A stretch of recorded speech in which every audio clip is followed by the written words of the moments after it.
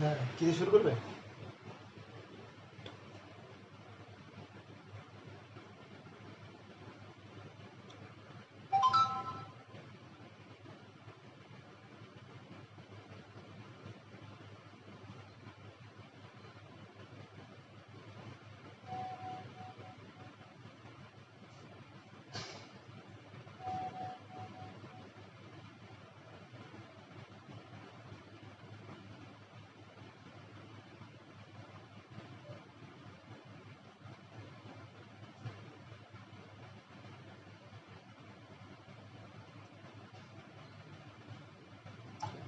একটু কমেন্ট করবেন যদি শুনতে পান।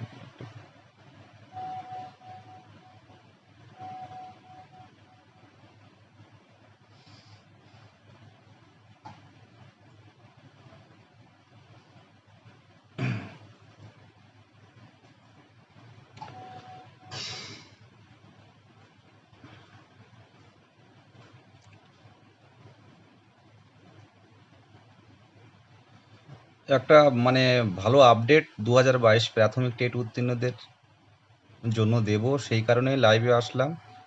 হ্যাঁ সুব্রত বাবু, যেটা 23 জেলা থেকে 2022 প্রাথমিক টেট পাস ডিএলএড ঐক্যমঞ্চ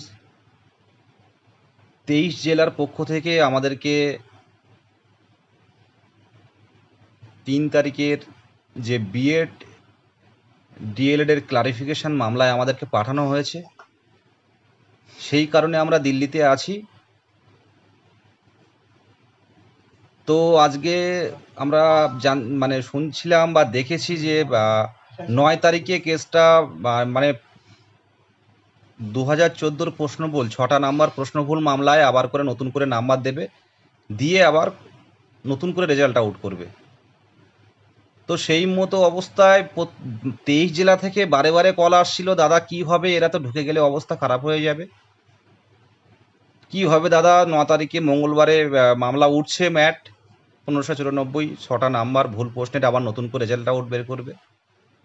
তো আমি এখান থেকে 6 ঘন্টা আগে আমার যেটুকু আইডিয়া এবং আমি আমার মানে রেসপেক্টেড অ্যাডভোকেট তাদের কাছ থেকে আলোচনা করে, যেহেতু দিল্লি আছে আমি, সেখানেও তারা ছিলেন, তো কথা বলে যেটুকু বুঝলাম যে ম্যাটের ওঠার সম্ভাবনা কম ছিল। আমি একটা পোস্ট করেছিলাম আমার ফেসবুকের ওয়ালে, অনেকে মানতে পারেনি, হয়তো ভেবেছিলেন যে না 9 তারিখেই মামলা উঠছে ম্যাট 1594, কিন্তু দেখুন আমার এই পোস্টের সাথে মিল আছে কিনা। এখন আমাদের কেস আপডেট গ্রুপে অলরেডি আমরা আপডেট দিয়ে দিয়েছি যে ম্যাট 1594 কিন্তু 9 তারিখে থাকছে না, কিন্তু খুব দ্রুত আসবে, মানে এই মাসের মনে হয় 24 তারিখ, তাই তো 24শে এপ্রিল এটা উঠতে চলেছে।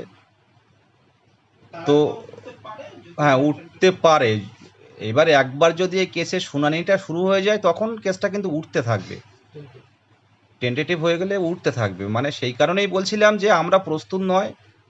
প্রথম হেয়ারিংটা আমরা খুব ভালোভাবে করতে পারবো, কিন্তু তার পরবর্তী হেয়ারিংগুলো কিন্তু আমাদের দেখতে হবে। ফান্ডিং কিন্তু সেই পরিমাণ নেই, যারা একবার ফান্ডিং দিচ্ছে তারাই দিচ্ছে, এবং ফান্ডিংটা খুব কম, খুব কম, 500 বলেছি সেখানেও অনেক কম দিচ্ছে।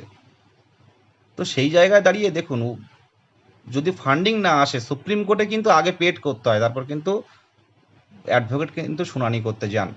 তো আজকে অন্তত কিছুদিন আমাদের একটু একটা দিক থেকে স্বস্তি দিল, এই পবিত্র রমজান মাসে, এই বাবা তারকেশ্বর এই যাওয়ার সন্ন্যাসীদের এই মাসে আমাদের কিন্তু একটু 22-এর জন্য কিন্তু একটু স্বস্তি এনে দিল। আজ ভালো লাগছে, সেই জন্য হঠাৎ করে লাইভে এলাম, যেটা বলার জন্য অনেকে এই নিয়ে খুব চিন্তিত ছিল, যেহেতু লাইভ করলে প্রত্যেকজনের কাছে চলে যাবে, তো সেই কারণে আমি লাইভটা একটুখানি কথা বলার জন্য বললাম। আর সোমবারে যে মামলা আছে সুপ্রিম কোর্টে, আশা রাখছি 22-এর জন্য কিছু একটা নিয়ে যাব, যদি ভগবান আল্লাহ ঈশ্বর গড যদি সহায় থাকে। 2022 প্রাথমিক টেট কোয়ালিফাইড 24 মাসের ডিএলএড পূর্ণ প্রশিক্ষিত যারা আছে তাদের জন্য কিছু নিয়ে যাব, যদি সব ঠিকঠাক থাকে। চেষ্টা করব, নিজের জীবন মরণ লড়াই করে চেষ্টা করব। আজকে দিল্লিতে আছি, যে ঘরে আছি আপনারা সেটা বললে মানে দেখালেও অবাক হবেন যে ঘরটার অবস্থা। এত সারপোকা কোনোদিন দেখিনি। সারপোকা তো সারপোকা মানে যে কি কষ্টের মধ্যে আছি বা কি কষ্টের মধ্যে এসছি, যাবো কি করে তার কোনো ঠিক নেই। একটাই লক্ষ্য যে যেন দিনের শেষে যেন হাসতে পারি। আর 23 জেলা যেন সবাই ফোন করে জানাতে পারে, দাদা পেয়ে গেছি, দাদা দাদা পেয়ে গেছি, দাদা চাকরিটা হয়ে গেছে দাদা।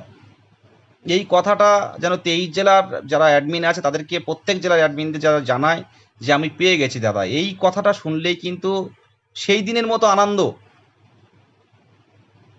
পৃথিবীতে আর কোনোদিন পাবো বলে মনে হয় না। কারণ এই লড়াই একটা বছর আপনারা যারা আছেন, আমাদের শিক্ষিকারা যারা আছেন, যারা আন্দোলন করেছেন, যেভাবে বাঁকুড়া থেকে ছুটে এসছেন, পূর্ব বর্ধমান থেকে ছুটে এসছেন, কোচবিহার থেকে শিশুকে রেখে মা ছুটে এসছে, সে তো ভোলার নয়, সেদিন ভোলার নয়। আর যারা আন্দোলনে এসছেন, যারা বারে বারে আর্থিক সাহায্য করছেন, ভগবান দেখছেন, তারা কিন্তু খালি হাতে ফিরবে না।